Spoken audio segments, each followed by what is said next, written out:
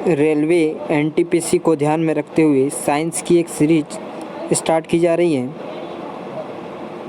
देखिए और समझिए साइंस को बहुत आसान भाषा में। पहला ही टॉपिक है हमारा लाइट के बारे में समझें तो लाइट को हिंदी में कहते हैं प्रकाश, और जिसकी स्पीड होती है 3 × 10⁸ मीटर पर सेकेंड में। ये एग्ज़ाम में पूछा जाता है और इसका उपयोग हम न्यूमेरिकल हल करने में करेंगे। प्रकाश एक ऊर्जा है। क्या है? प्रकाश एक ऊर्जा है जो किसी भी वस्तु को दिखाने के योग्य बनाता है। कोई भी वस्तु इस पर प्रकाश गिरेगा तभी वस्तु दिखाई देगी। प्रकाश द्वैत प्रकृति का होता है, जिसमें पहला कहते हैं वो कण के रूप में होता है, और कोई कहता है कि ये एक तरंग के रूप में चलता है, ऐसे तरंग के रूप में। तो यदि माने तो ये दोनों तरह के गुण प्रदर्शित करती है। मानो एक सिंपल रूप में माने हम तो देखें तो देखो ये कण पास हो तो ये एक समय में तरंग का रूप धारण कर लेते हैं। क्या कण ही हमें क्या दिखाई देते, ऐसा दिखते हैं कि वो तरंग के रूप में। तो ये क्या हो गई? प्रकाश की द्वितीय प्रकृति। ठीक है, अब याद रखना हमेशा प्रकाश द्वितीय प्रकृति का व्यवहार प्रदर्शित करता है। प्रकाश की द्वितीय प्रकृति को पहले डी ब्रॉगली ने बताया था। किसने बताया था? डी ब्रॉगली में। अब जो तरंग के रूप में चलती है, ये ऐसे रूप या कुछ ऐसे रूप चलती है या फिर ऐसे, इनको हम दो प्रकार से बांट सकते हैं। किसमें? दो प्रकार से बांट सकते हैं। एक मानते हैं हम अनुदैर्ध्य तरंग, देखो, और एक अनुप्रस्थ। इसमें बहुत अच्छा मैं याद रखने वाला आपको समझाने वाला हूँ। हमेशा एग्ज़ाम में पूछा जाता है, एग्ज़ामिनर का बहुत जो पसंदीदा प्रश्न है वो ये है कि प्रकाश तरंग कौन सी है। तो प्रकाश तरंग को याद रखने के लिए मैं एक तरीका ट्रिक बता रहा हूँ। ये आता है अनुप्रस्थ। क्या है? अनुप्रस्थ। तो प्र आया तो प्र में प्रकाश आएगा। हमेशा याद रखना कि प्र में आया, प्र में प्रकाश आएगा। दूसरा देखें तो अनुदैर्ध्य में ध आया, और ध से याद रखना हमेशा ध्वनि। क्या याद रखोगे? ध्वनि। ये हमेशा एग्जामिनर पूछता रहता है एग्ज़ाम में।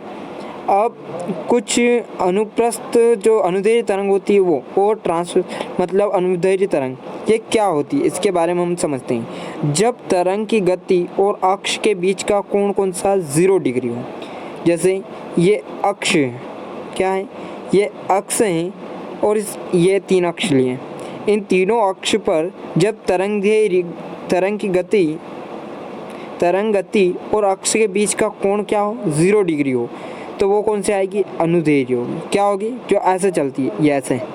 तो हमारे कान में जो आवाज़ पहुँचती है वो भी ऐसे पहुँचती है। वहाँ से निकली, ये कण धक्का दिया कण, ये आया और ये यहाँ कान में आके घुस जाएगी।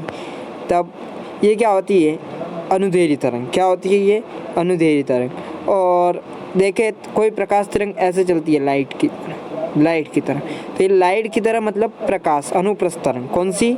अनुप्रस्थ तरंग। मतलब विद्युत चुम्बकीय तरंग। ये जो लाइट प्रकाश तरंग चलती है वो क्या है? विद्युत चुम्बकीय तरंग है। आगे समझेंगे हम इसको डिटेल के साथ। देखिए और आगे समझिए कि एक तो समझाया अनुप्रस्थ तरंग, दूसरी अनुदैर्ध्य तरंग। अब देखिए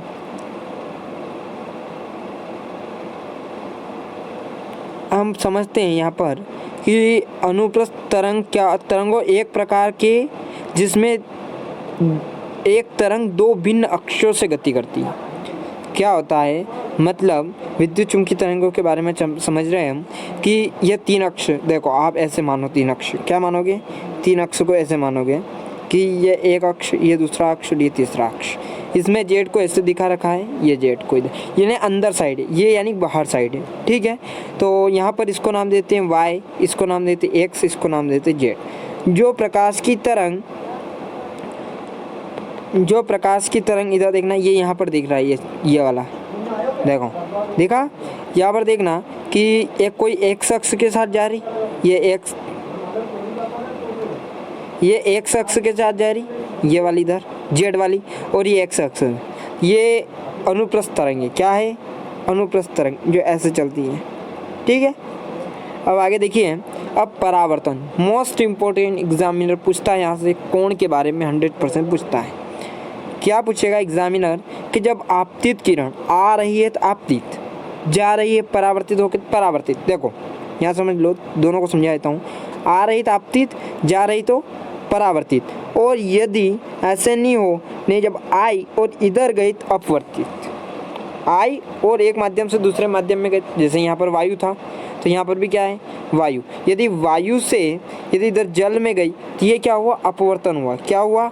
अपवर्तन। इसके लिए इस किरण क्या कहेंगे? अपवर्तित किरण। बाद में उसको समझेंगे अपवर्तन क्या होता है प्रकाश का। यहाँ देखिए, ये प्रकाश किरण आई और ये गई। आ रही तो आपतित किरण, जा रही तो परावर्तित किरण।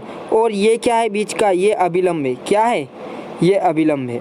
ठीक है, ये कोई चमकीली सतह है, तो यहाँ पर यही लिखा हुआ है कि जब कोई प्रकाश की किरण किसी चमकीली सतह से टकराकर अपने ही माध्यम, जहाँ से आई उधर ही गई, अपने ही माध्यम में वापस लौट जाना क्या कहलाता है? प्रकाश का परावर्तन।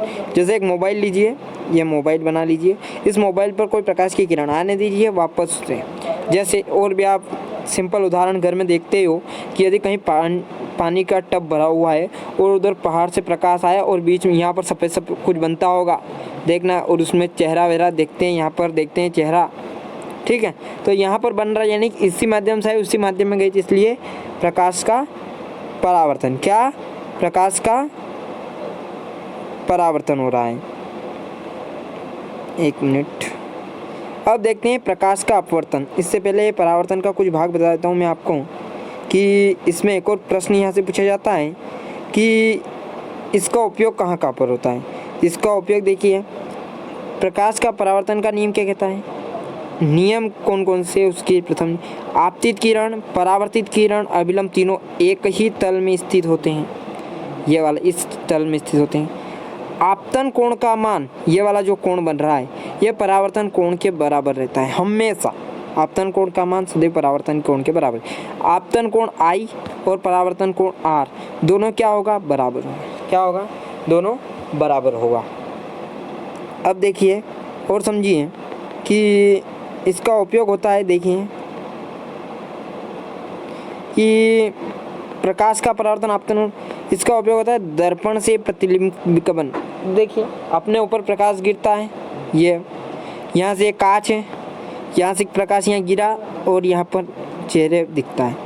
हमेशा एक प्रैक्टिकल घर में भी देख करके देखना आप कि यदि आप खड़े हो, लाइट आप किसके ऊपर डालोगे? ये दर्पण है, इस दर्पण के ऊपर डालना और अपना मुंह देखना, नहीं दिखेगा। अपने ऊपर, मुंह के ऊपर डालना लाइट और फिर देखना, तो वहाँ पर क्या दिखेगा आपको? आपका चेहरा दिखेगा। ठीक है, यहाँ पर डालने से नहीं दिखेगा। प्रैक्टिकल करके देखना, क्योंकि मैं किसी भी चीज़ का प्रैक्टिकल पर ज़्यादा विश्वास करता हूँ।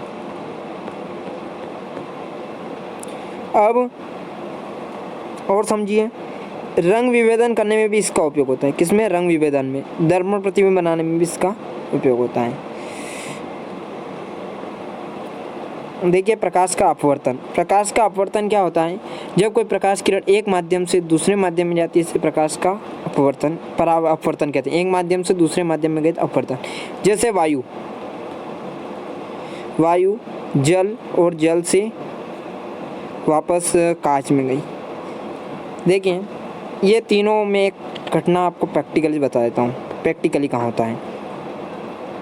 देखिए एक गिलास लीजिए कांच का, ये कांच का गिलास लिया, ये कांच का गिलास लिया, और इस कांच के गिलास में जब आएगी किरण तो कहाँ से आएगी? यहाँ पर क्या है? वायु। वायु के बाद ये क्या है? जल। और यहाँ आपको दिखेगी तो यहाँ क्या है? कांच है। अंदर तो जल है पर ये क्या है? कांच है। तो यहाँ प्रकाश के अपवर्तन की घटनाओं को आप देख सकते हो। अब सघन, विरल, ये हमेशा भूल जाते हैं कि सघन वायु है, एक विरल है कि जल सघन है। देखो यदि पास पास में कण है तो ये सघन, दूर दूर कण है तो विरल। बताओ वायु विरल है कि सघन? दूर दूर होता है, तो इसलिए क्या होगा? ये विरल। व थी वायु, व से विरल, हमेशा याद रखना। वाटर, वाटर को हम पानी, और पानी कहाँ से आता है? घन, और घन किसको कहते हैं? बादल। तो सघन, बादल क्या है? सघन माध्यम। ठीक है, फिर यहाँ पर वायु होती है विरल माध्यम। अब आगे देखिए कि अपवर्तन के भी वही नियम, आपतित किरण, अभिलंब और अपवर्तित किरण तीनों एक ही तल में स्थित होती है। ठीक है, अब द्वितीय नियम इसका क्या होता है? एक स्नेल ने नियम दिया था कि sine i upon sine r बराबर म्यू। आपतन कोण की ज्या, देखो ज्या का मतलब होता है साइन थीटा, ज्या का मतलब क्या होता है? Sine theta. कोज्या का मतलब क्या होता है? Cos theta. और इस पर ज्या का मतलब क्या होता है? Tan theta. हमेशा याद रखना कि इस पर ज्या का मतलब। अपवर्तन देखें तो कंडीशन, दो कंडीशन होती है। यदि विरल से सघन में जा रहा है तो आपतन कोण बड़ा होगा, मतलब वो अभिलंब की ओर झुके। ठीक, यदि सघन कोण बड़ा, ये सघन से विरल में जा रहा है, तब क्या कंडीशन बनेगी? सघन से विरल में जाने पर आपतन कोण छोटा होगा अपवर्तन कोण से। किससे? अपवर्तन कोण से। अब एग्जाम्पल पूछ लेता है कि तारों का टिमका। देखो तारे कहाँ हैं? आसमान में, आसमान में तारे। यहाँ कहीं वायु है, कहीं गैस है, क्या कहीं पर ठोस तो माध्यम बहुत कम है, पर कहीं पर ओजोन परत है, ऐसी परतें हैं, ऐसी परतें। तो यहाँ से जब प्रकाश किरण एक माध्यम से दूसरे माध्यम चेंज होगी तो दिखाया गया कि वो चेंज हो रहा, पर ऐसा कुछ नहीं होता है। और द्रव्य के सिक्के का उभरना, ये एक गिलास लीजिए और गिलास में पानी भर दीजिए, गिलास में पानी भर दीजिए, उसके अंदर सिक्का डाल दीजिए, सिक्का, तो वो सिक्का उठा हुआ दिखेगा। इसका कारण भी क्या है? द्रव्यों में छड़ों का मुड़ना। जैसे एक गिलास लीजिए और गिलास में छड़ डाल दीजिए, पेंसिल डाल दीजिए, जिस तो ऐसी टेढ़ी या ऐसी टेढ़ी दिखाई देगी आपको। ये भी प्रकाश के अपवर्तन का कारण। ठीक है, नेक्स्ट टॉपिक में मिलते हैं। अच्छा लगे लाइक शेयर एंड सब्सक्राइब करें।